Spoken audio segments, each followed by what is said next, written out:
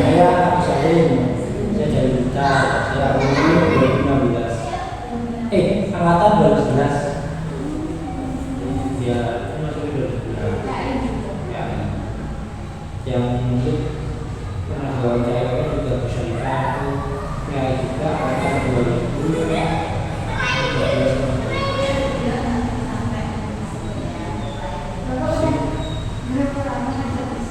Saya di sini pindahan mulai 2022. Jadi semester 2 tahun 2022 saya di sini. Juga saya di SD kedua di Pulau Baru, di baratnya, di timurnya Taman Fida sebelah. Di timurnya. Saya mengajar mulai 2017, kemudian 2022 ketiga kali di sini. Kalau di sini saya macam-macam. Kemudian kan di sini gurunya 2, laki-laki sama perempuan. Karena saya laki-laki saya tidak terlepas atas. Karena kan teman-teman kegiatan teman. Kalau yang di sekolah lama saya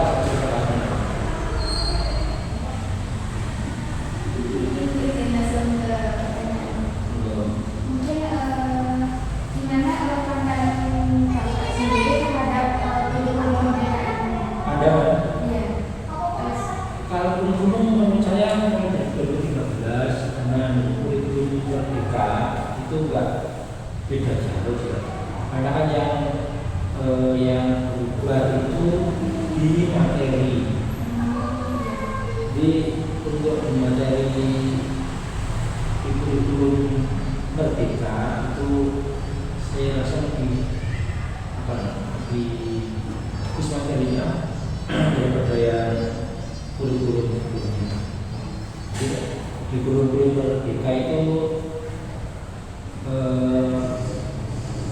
jenjang materinya lebih sulit sedikit, bukan sulit itu dia maksudnya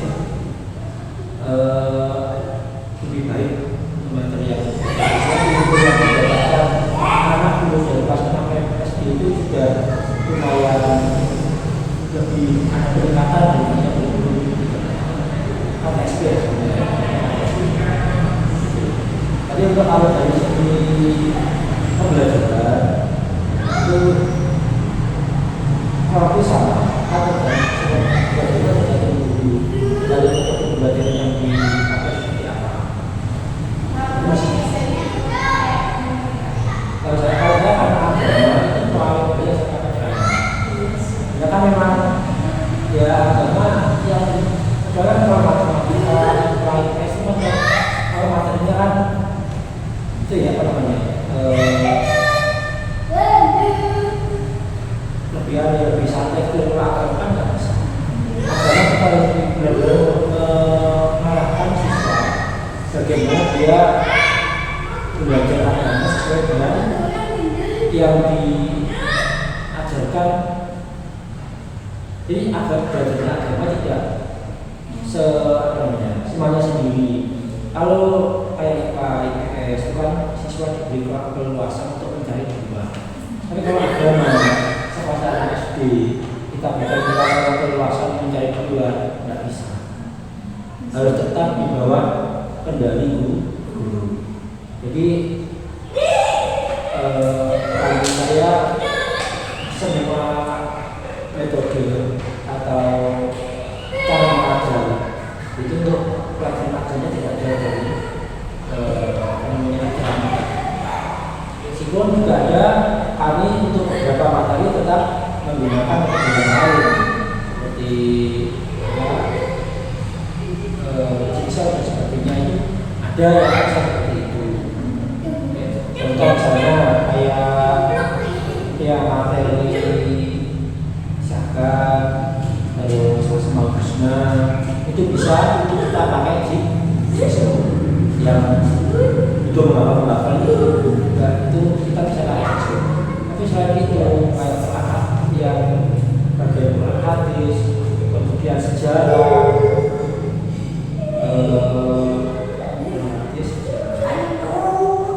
akidah itu kalau kita pakai jigsaw kita sulit, lebih mudah untuk Jadi anak bisa memahami gitu.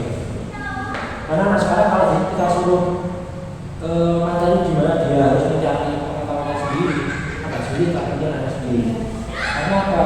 Ya kita sendiri di negara kita kan minat belajarnya orang.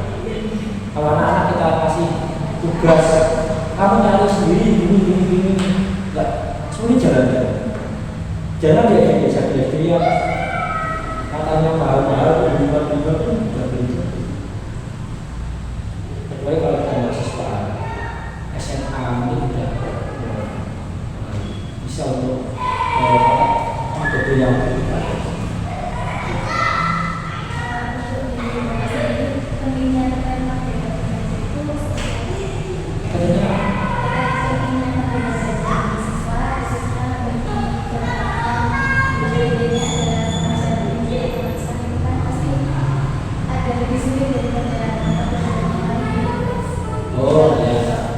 kalau menurut saya kan merdeka belajar kan kalau dari negara, dari negeri ya, merdeka belajar itu kita dulu memberi ruang kepada siswa untuk berekspresi lebih kan dalam belajar. Kalau dari saya dari segi agama ya saya di agama salah sih kita tetap memberi ruang berekspresi lebih dalam belajar. Tapi ya kita nggak jauh dari metode yang lama. Tetap kita awasi mereka, kita memberikan pemahaman yang kuat kepada mereka yang bisa melepas seperti pelajaran yang lain. Ini kembali dari jenis pelajaran kan kalau agama kan memang nggak bisa disamakan dengan materi yang lain.